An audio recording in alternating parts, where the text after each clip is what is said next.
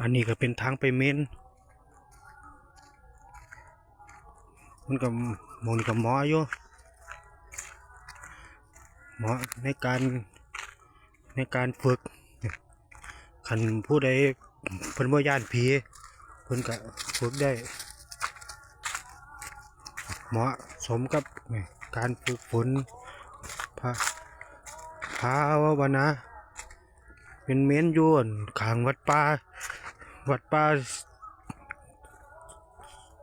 สิริทรงธรรม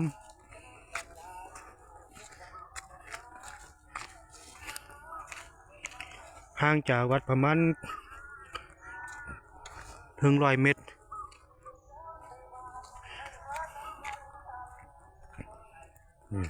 เป็นป่าใหญ่เหมาะสมอยู่ป่าใหญ่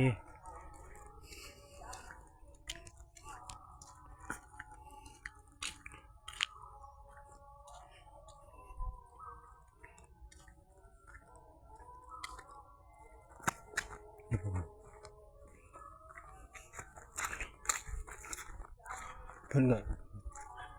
มีห้องน้ำโอ้ป่าใหญ่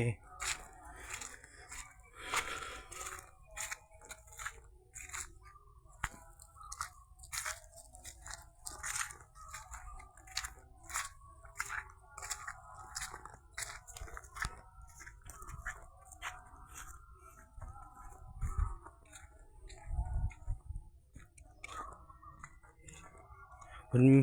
มีทางไปไล่ไปนาเพิ่น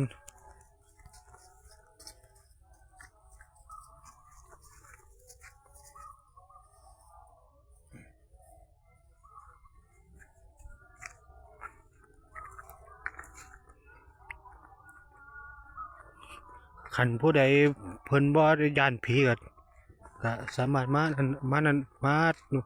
ก็มาฝึกได้มาฝึกนั่งสมาธิมานั่นได้